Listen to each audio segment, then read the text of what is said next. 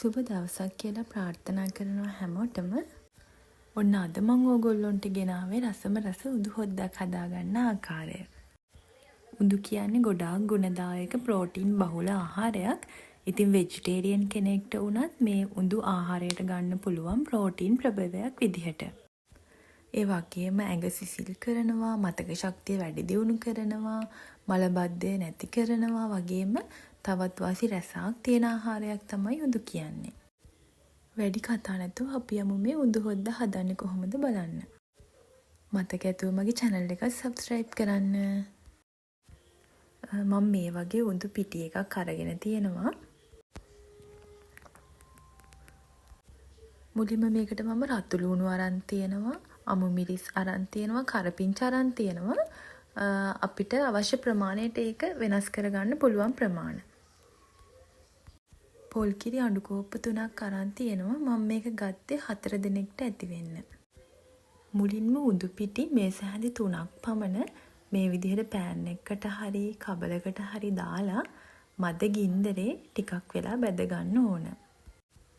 විනාඩි 2ක් 3ක් විතර බැදගත්තම ඔයගොල්ලන්ට මේ පේන විදිහට උදු පිටි එකේ පාට ටිකක් ගුරු පාටට හැරෙනවා. ඉතින් මේ වෙලාවේ හරීම සුවඳයි. අපිට මේක තව විනාඩියක් විතර බැදගෙන ලිප ඔෆ් කරගන්න පුළුවන්. හොඳින් බැදුනට පස්සේ අපිට මේ උදු පිටි ටික මේ විදිහේ ඇතිලියකට දාගන්න පුළුවන්.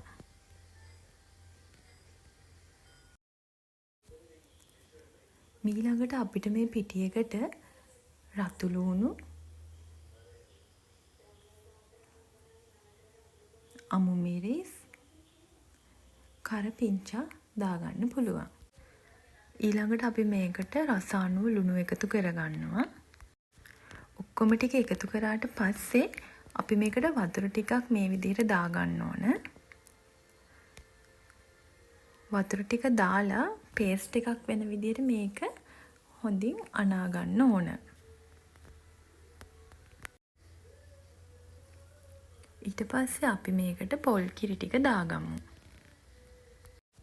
ඊළඟට අපි දෙහිස්ම මේ වගේ මේස හැන්දක විතර ප්‍රමාණයක් දාගමු. දැන් අපි ලිප ඔන් කරලා සාමාන්‍ය ගින්දරේ මේක පිසගමු.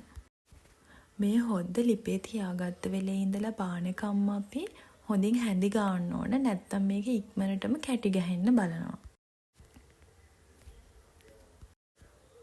විනාඩි 6ක් විතර හැඳි ගාගත්තට පස්සේ අපිට මේ විදිහට උකු ද්‍රාවණයක් ලැබෙනවා. ඒක අපේ අතට දැනෙනවා හැඳි ගන්නකොට.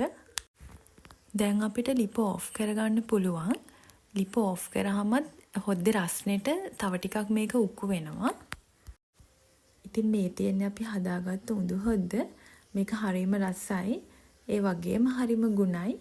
හදාගන්නත් හරීම ලේසි. ඉතින් ඕගොල්ලොත් මේක try කරලා බලන්න.